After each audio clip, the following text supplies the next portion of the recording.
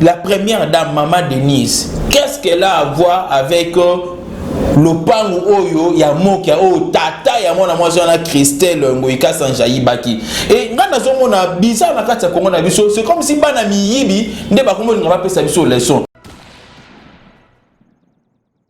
Tata na kombo penguya na yo nasengi lipamboli ya ngeli na babone nyoso ya Kleboa, babone nyoso ya kleboa.com. Bopambwami pe bopambwami lisusu kleboa.com. Mesdames et messieurs, bonsoir et bienvenue dans votre chaîne d'excellence kleboa.com. Ça dépend de l'heure à laquelle vous allez nous recevoir chez vous. Grand merci à celui qui est derrière la caméra, Herman Emporio, garçon slim. Grand merci également à my lady boss Pichou Mangaya, pourquoi pas.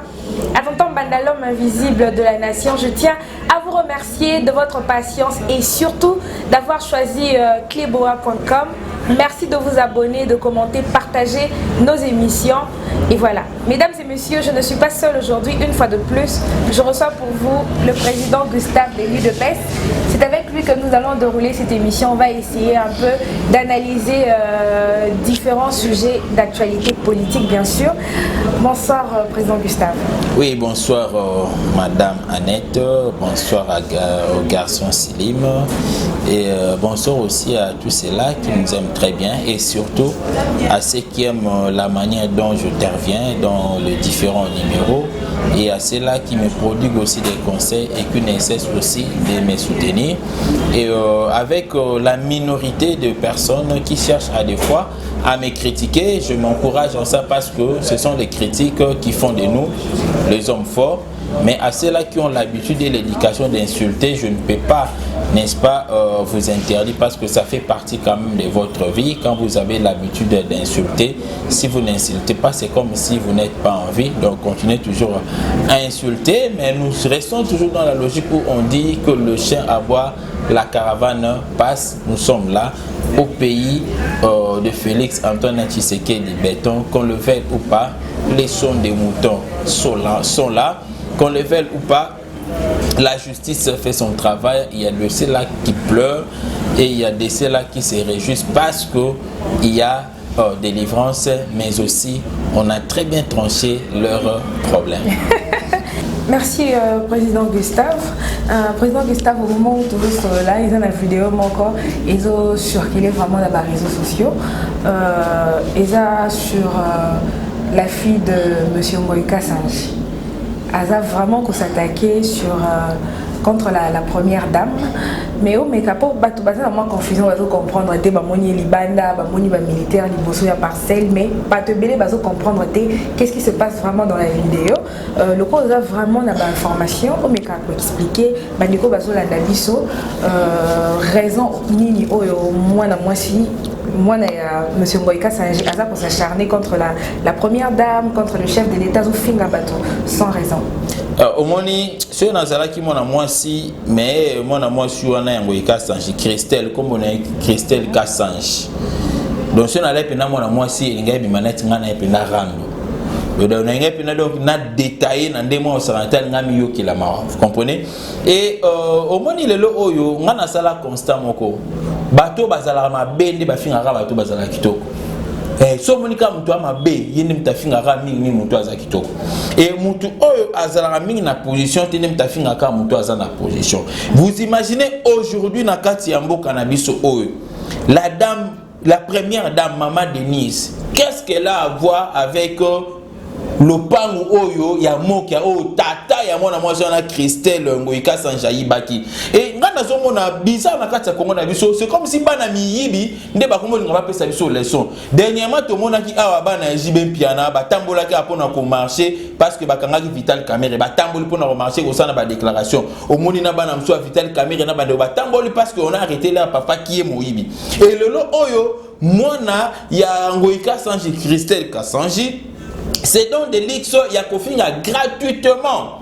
Maman Denise Nyakeru n'a fait oye kutu azalelité a commis kofinga pourquoi parce que le justice a trouvé bon il y a qu'à rétablir Gabriel Moka, qui d'ailleurs n'est pas Moulouba, qui est équatorien, va rétablir rien à Katia droit, parce que dans un pays où règne l'état des droits, il n'y a pas de sentiment de tribalisme, il n'y a que les sentiments plutôt de l'égalité, les sentiments, je dirais, de la vérité, les sentiments de la logique. Si tu as raison, on va normalement te donner ta raison. Si tu as tort, on te dira que tu as tort. Et aujourd'hui, ce qui Gabriel Moke, abanda ko samba dossier avant même que Félix Antoine Tshisekedi a comme président de la République, et tu as vu dernièrement à Gabriel Moke à longa dossier wana, maintenant que comme une affaire foncière pour na basala tout bango régime ya FCC, ils ont pesé pour na coincer le ministre de Zalaka y affaire foncière, c'était le ministre Ngoy.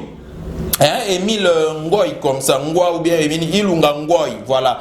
Basalara tout pour na coincer afin que ayeba na ko remettre moi na mboka Gabriel Moka na kati ya ba droit na été. Mais lelo la justice alors non moi na mobali yo mapangwa neza ye. Il faut toujours dire ça na kati ya ba droit na ye. Ben ko zong sango ikasange na kati ya droit na ye. Au lieu plutôt Gabriel Moka na kati ya ba droit na ye. Au lieu moi na ya ngoika sanji ezali Christelle Kasanji, au lieu ayebisa ta na papa na ye papa ozui parce que tu es bisa ko bandaka la tika lopangu ya bato linga ko tika te mais yele lo komi ko s'attaquer na maman Denise Nyake on a comprendre kaka et ça na ngara moi jalousie il y a autant la paix que non y pas banda kolota un jour parce que moi ça te ma solo na très bien abanda kolota que non un jour na lobby na lobby azamo siki to na lobby alungwana azamo siki to quoi azamo siki to côté maman Denise Alekié yango ba bengi maman Denise première dame so ya zala mo siki to ko yoka na lobby maman et bon so kazali kaka pembe aleki nani de maman Denise na kitoko attention to zape na basi pe apembe lokola amida yo kanti amida l'équipation na kata basi msuba lepe ya mundo akitoko makasi vous comprenez moi si msuba zali pe apembe pe makasi ape kitoko l'équipe ba amida l'équipe ba na basi na pe bazali mama tozuka ata yo mrondo ozabwe tochona mona mwasi wana oyo yango ikasa jona zo finga mama Denise ngana ndaba commentaire ndenge kotaka vous comprenez donc vous imaginez que et ça n'a aucun qui monte mamabe abetaka ba carte abanda kolota un jour yepe akoma moi c'est président de la République na régime oyo le kakawana. Mais ce que le rôle a fait dans le régime où il est encore moi ça président de la République et Simbate. Attends la rabe maman Denise Nyakeru aye kokutana na parcours na ye na mobali na ye Félix Antoine Tshisekedi le président de la République première dame et comme ko sala monter ma passe akangata monter mate azela katana ba élection e ko ya katana ba 2050 ou na so ba 2070. Moutoumsou ba oye kobimatel le rôle président de la République. Avant pas là pas comme président de la République. Ati comme maman Denise Nyake aura fond Kenya. Mais sinon président Gustave Neko comme ça makasi pour le bien arriver ka cause la première dame peut-être na régime ou les kaka parce que hier a soit na zo finga pendant son excès de colère atanga ki pe ko moné ya solarana bata FCC nengé azana relation na maman Olivier Mbe mais ikamusinga te na solo bana yo toyebi.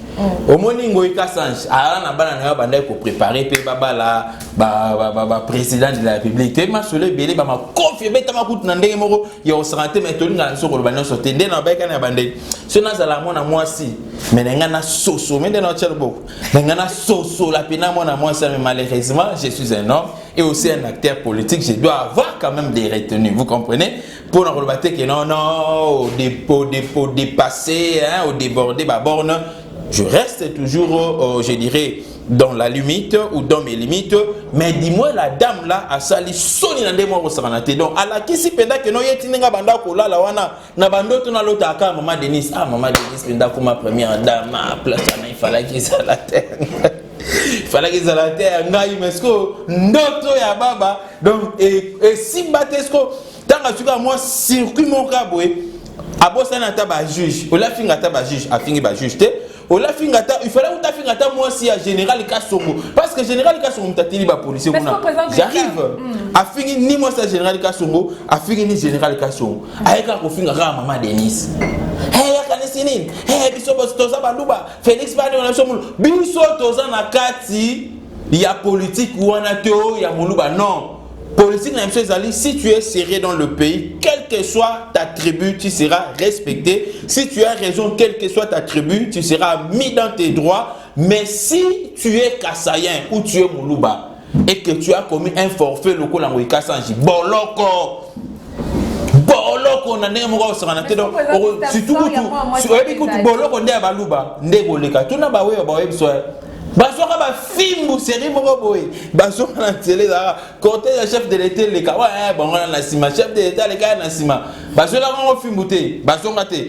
Le chef de l'État n'est pas venu uniquement à Lobaka Yango na discours na eko je ne serai jamais le président d'une tribu ou d'un parti politique quelconque, mais je serai le président de tous les Congolais, de toutes les tribus. Voilà où on a Gabriel Mokiamon Équateur Mambenga. Naba régime le kara to banda mo na ba tu tribu mo wende banda bénéficier na avantage, je vous le dirai. Sur aucune injustice au mo na ba ton banda zo raison, mais le lo o na kata Congo mututu aibi ke no sera na raison na ozala mu Congo, ozala mu Swahili, ozala mu Ngalo, ozala mu Lubo, ozala mu Swahili et Mumbala, ozala mu Yans.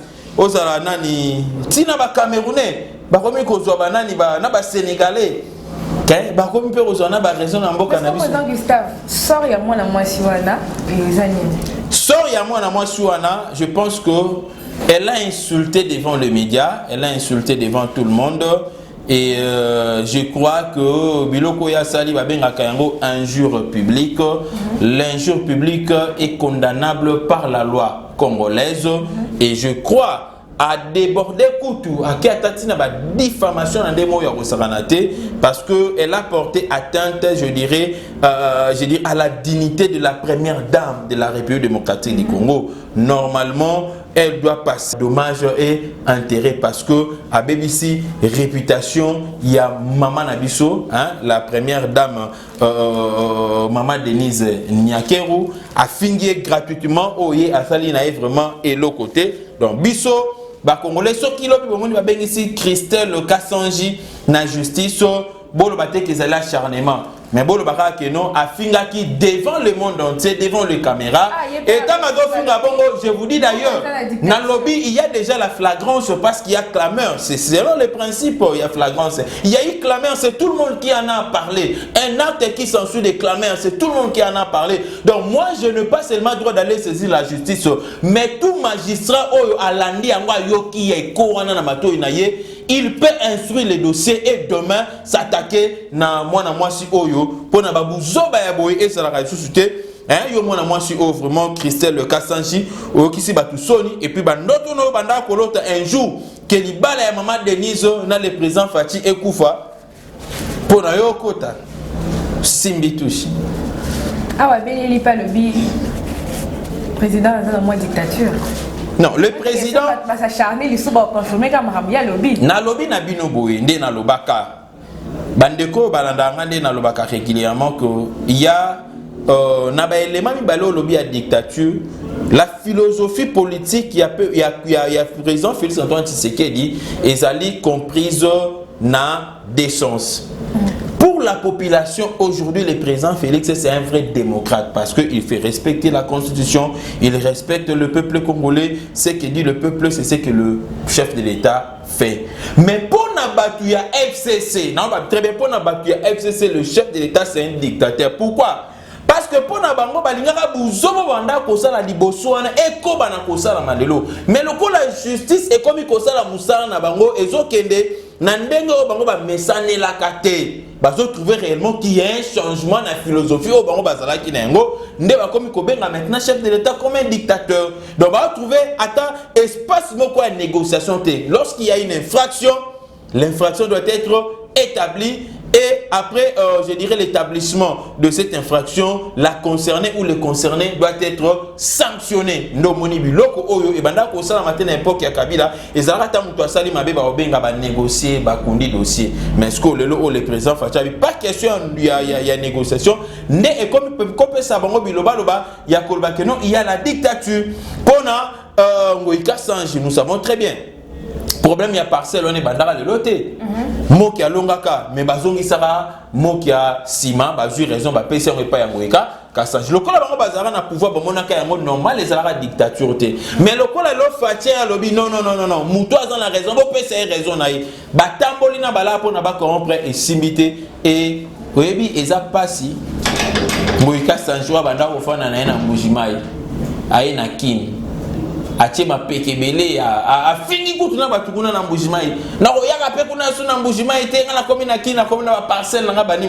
Mais lelo na loba Moïse Kassange wala na balabala. Donc na minute on nga aboye soko leki na ville wana na boulevard. Est-ce que mon petit na mso balala ra e pas là wana. Vous comprenez? A fini qui pe.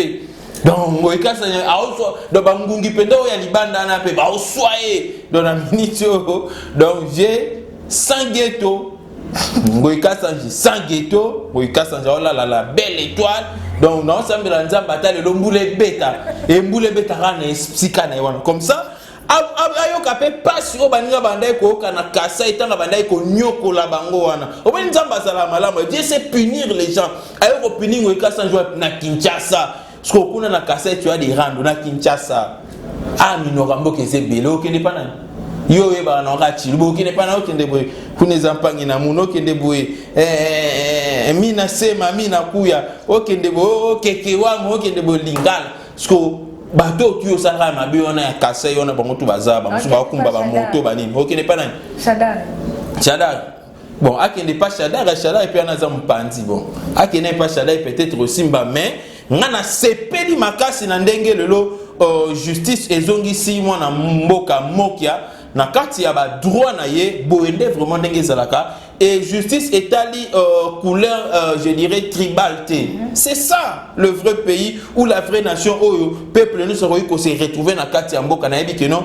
à ta présence il y a langue na ngai te mais ceux na raison na kozala na raison na ngai ceux qui n'a problème na kozala quand même problème plutôt sera résolu ceux qui nazali kobela j'aurai quand même un soutien.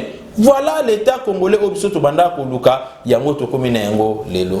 Président Gustave, ce matin à la muki na moni bato belé na niveau ya diaspora bazoti nelanga vidéo moko oyo assistante ya chef de l'état à Balaki madame Tina. To moni bazobina na piste ba soda ya Moura dans cercle piste. Et comme ici, tu as pouvoir d'entendre mon bout de la boîte. Et tu peux confondre que vidéo Anezaki, tu une boîte de nuit et tout. Quand même, on a essayé d'expliquer que ce n'était pas une boîte de nuit, ça se voit que c'était une parcelle, il y avait une cérémonie. Mais ils ont comme ça, tu as une piste, tu as sécurité à Moura. Et là, on est encore par rapport à propos. Non, ce n'est que normal. Vous savez, aujourd'hui, sur Otali, Nakatanga, et il s'est passé quelque chose dans le Lubumbashi wana, le vice-premier ministre Jubin Kakonde, il fera Kendekuna, mais dans l'hôtel Caravia Salaki et Sika Sengela qui est AP Matoile qui s'est séjour, on a eu quand même à démanteler un réseau, n'est-ce pas? Je dirais des bandits en main armée au Bazala pour la carte et aussi Bazala qui traqué. Nous sommes sans ignorer dans Mboka Nabiso, quand même il y a des efforts du côté sécuritaire, mais on doit toujours rester vigilant et surtout que dans carte il y avait la présence du président de la République parce que le mariage là a été parrainé par le couple présidentiel.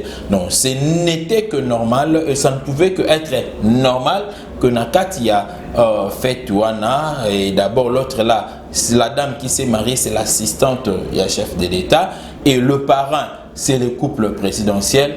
Allez-y, imaginez, na fait ya le lenge wana to kitato mata jamais la garde présidentielle bakokaki kozanga parce qu'ils sont là pour la sécurité premièrement du chef de l'État. Donc bato ba trouver en gros normal, c'est parce qu'il y avait la présence du chef de l'État. Bas militaire, il y a garde républicaine, il fallait qu'il bazalana, depuis bazalaki, na ba régime sous-soupé, et bandara na oko salama, au monipe dans la carte église, bas militaire bazalana pour sécuriser un président Rwandais comme on Joseph Kabila si arrivé peut-être on a qu'il n'est église, pas y a qu'il n'est église. Mais c'est mon colonel c'est qui non a qu'il n'est église, au moins a qu'il n'est église, il se faisait accompagner aussi pena bas militaire. Donc ce n'est que logique, batuba, bah caricaturer en gros. Na makanisho ya mabete, ce n'est que normal. Il y avait la présence du président de la République comme parrain. Il y avait aussi l'assistance du chef de l'État oyo abalaki. Voilà, président Gustave, parlons un peu de sécurité. Au niveau du Congo central, la sécurité comme vraiment Makassi. Il y a criminalité et Mati Makassi, il y a un député qui s'est fait tuer, M. Albert. Et là, on est au Koloba. Non, et là, on a Koloba. Vous savez, nous sommes dans un pays où il y a certains qui se réclament être fils du pays, mais qui ne veulent pas ce qu'il y ait un vrai développement sur tous les plans dans notre pays. Et ceux qui ont rancœur envers une personne, mettre les bâtons au repos à réussir, faire sauter.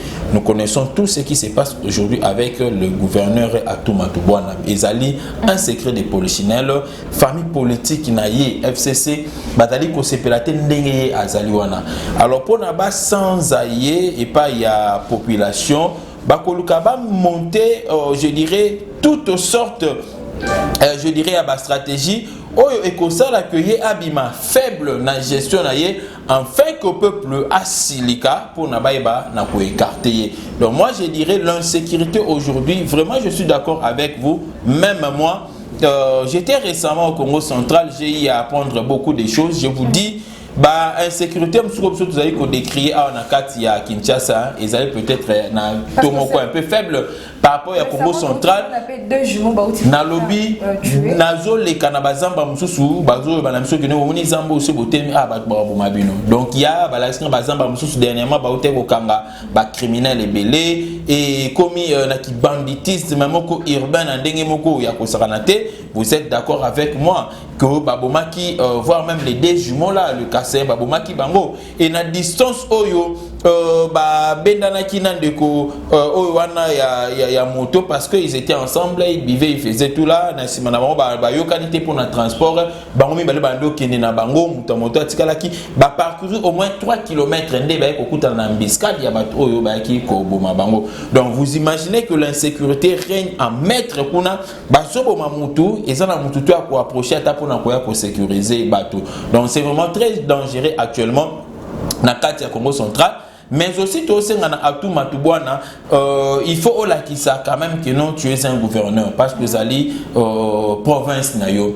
Sokata oza na ba rancœur na bandeko nayo o ya FCC au senti que non bango bazo bundisa pour na échouer na kati ya mission nayo. Mais qu'est-ce que toi tu dois faire? Faites un effort, il y a qu'à surmonter ma cambonio soana. Faites un effort, il y a qu'à remettre la sécurité na kati ya province ya Congo central afin que la population habite là beaucoup parce que ceux qui ont manifesté incompétence na yo sur l'aspect sécuritaire en tout cas au Sanzama na peuple congolais au Sanzama na peuple na biso ya Congo central et lobby tu ne seras plus là où tu es à tout Matubwana.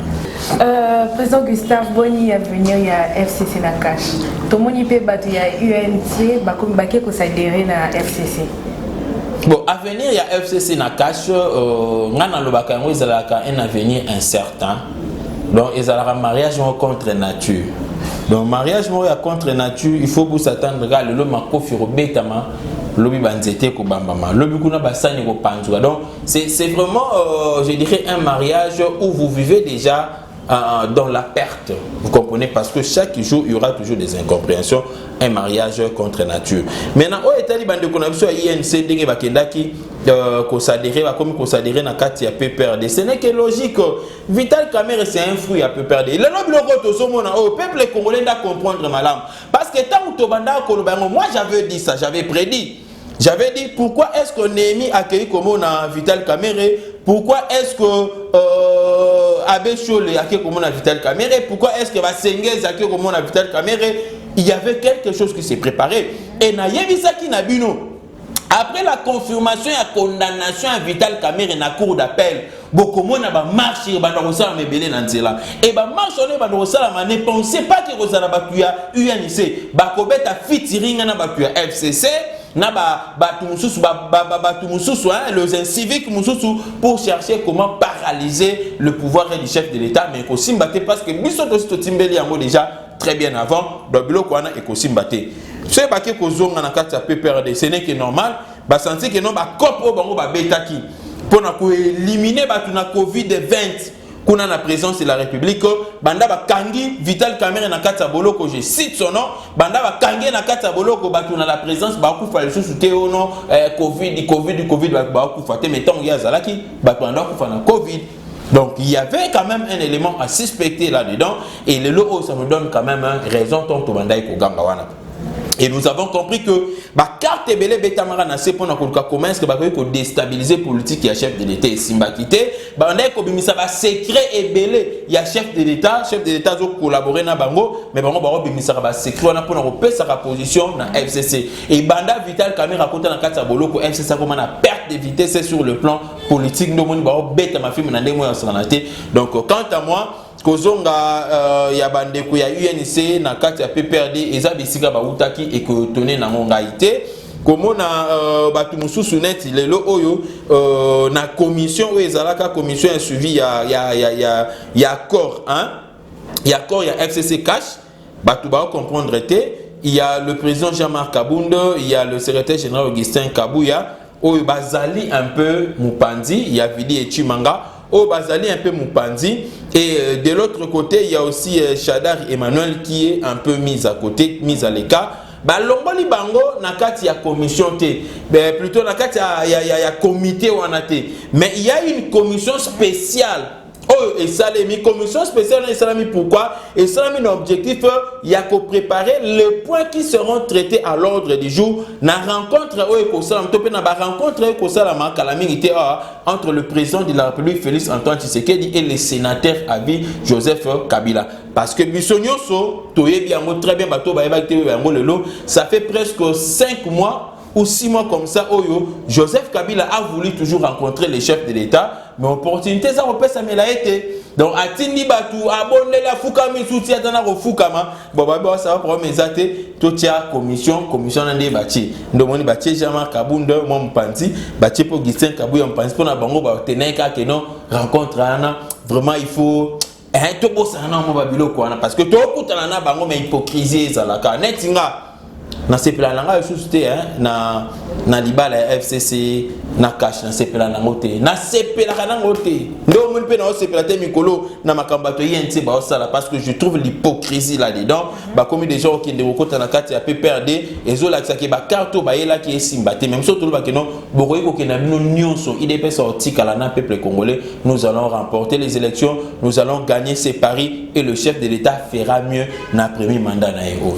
Voilà, merci beaucoup président Gustave. Tout comme il y a monsieur déjà pour chuter dans l'émission Nabiso, mais président Gustave, parlons un peu de santé. Depuis Covid-19 est lié, surtout dans Mboka Nabiso, le ministre de la Santé apparemment a communiqué à un ministre à Covid-19. Et là, bateau bazar pour se plaindre, bateau l'année la ressources, ceux qui n'ont aucun cité, bateau il y avait VIH, bateau l'année la bateau bazar n'a pas problème, il y a cancer. Ministre de la Santé comme plus basé dans ma cambotali Covid-19. Et puis, la dame, c'est la révélation à Makambouana, elle s'acharnait vraiment contre le ministre. Il y a quelque chose de personnalité, moyenneté. Mais c'est ce qui est à Monique Aza compétente à démissionner. Et là, on est au Colova. Naïbisi na dame, on a raison, tu as un peu cet exemple simple. Mboule les bêta. Mboule les bêta, ils ont dit doucement morobo et tout ma doucement mis ça peut être un salon comme maman et dame. Ndin. Donc pour les tomes de ça copo, il fait ça la temps sur 1 heure du temps. Mais soudain bon monika que non pouf mai mo bokomi kokota na moi di doucement bo ya parler mai ebele zokota et komi ko bebi sabilo ko anda ko komi ko simba na mamusu mama ebisanga. Boko luka bolandela na no 3 ma douceur za likolo ya tol to bo luka bolandela mai ya ebele zokota na kati ndako.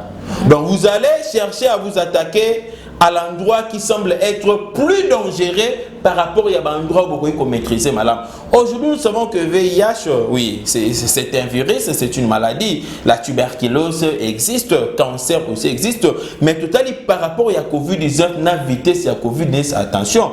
COVID-19 ils allaient koboma koleka kutu atana sida et batu ba koma kutu ko préférer ko ba non mieux beaucoup nazana na sida mieux beaucoup nazana na malaria mieux beaucoup tu nazana na tana cancer na bi ke non obeta ta ba 2 ans ba 1 année ba 3 ans ke nazana na covid oyo obeta ta msuka ba 1 semaine 2 semaines bo daye et puis ils allaient ko contaminer ba ndé moko ya kosana te.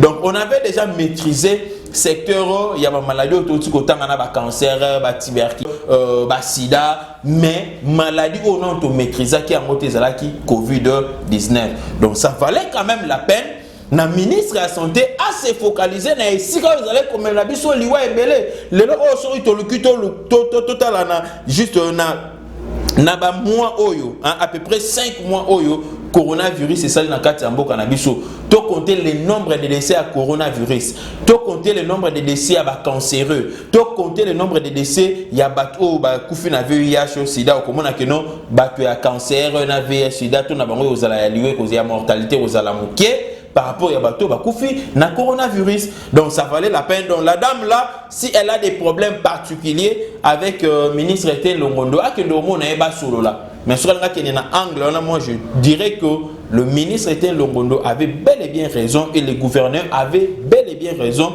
il y a kotia ba moyen ebele pour na s'attaquer na COVID-19. Merci beaucoup, Président Gustave. Grand merci, Nabatounia Sobazalek, ici nombreux, en train de nous suivre. Grand merci à Maïlé Dibos Pichou Mangaya. Grand merci à Tonton Banalom, invisible de la nation. Président Gustave, tout comme nous déjà na souka émission na Bicho. Mot de la fin, na quelques remerciements pour conclure l'émission. Merci beaucoup. Mot de la fin, Nangé Zali na Batnyon to linga chef de l'État, to Sumaya Kende Liboso, to tika ko bete la miimi mamboko. Congolais tika ko bete la miimi mamboko. Ata Zali tata na ata Zali mama na yo. Ata Zali no kono soka yibi belela ye muyibi pona ba Congolais nyonso ba bonga makambo Kende Liboso. Et ami balé na Zali koloba que l'association pour le soutien des actions de Félix Antoine Tshisekedi Azafat en sigle, nous avons une grande activité le 29 août. Donc le samedi on a kuna oyekoyaka wana tozana une grande activité oyeko connaître participation à batubele na kati donc yopo ozali kolanda biso vous êtes appelés à participer même de loin et à cela nazali kopesa ba remerciement na ngai et pas il y a papa Mukuna na pesi pas papa Kazadi prof Kazadi na pesi mbote papa Mukuna chambu na pesi mbote na pesi ba mbote na ngai puis ba félicitation na ngai pas Didier Manen moi allez représenter Azafat kuna na kati ya mboka Suisse na pesi ba remerciement na Cyril Asolo na pesi ba remerciement na ngai et pas ya Thérèse Musinga ba mbote na yo ebele na pesi ba remerciement na ngai et pas ya maman Chantal Masengu maman Nelly na pesi maman Annie Kongolo Mama Bijou Lekan na bosanité na pesi bambote ebele bandeko na pesi bambote te na lobaka à chaque fois ceux qui n'atteignent moi 3 mois 4 personnes ils aura juste kaka pour na relaxer na batu que non nous avons des gens au de loin pe balanda rabiso au pe apé sarabiso ba conseil maintenant ko ekoleka au delà ma bangate parce que je ne suis pas un musicien donc ceux n'atteignent le lot muninga mso n'atteignent te ba que non na ba émission ekoya kaka to rotanga ka ba kombo na biso pour nesla biso bien Junior Congolo na PCOP bambote na belé Patrick Alengula ba bonne guérison ma camion Césalara toujours ma lame.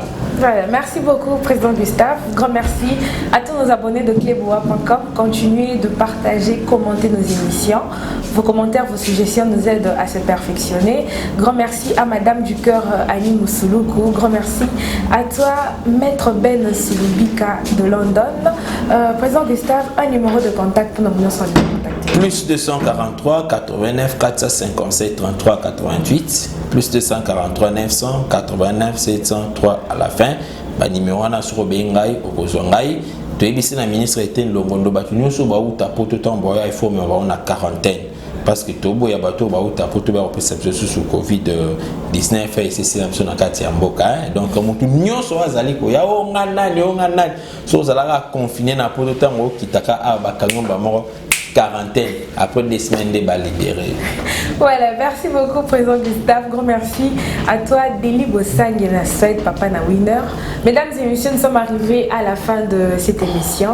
Restez branchés sur cleboa.com. On se retrouve au prochain numéro. Je vous embrasse et grand merci à celui qui était derrière la caméra. Herman Emporio, garçon slim, grand merci à toi.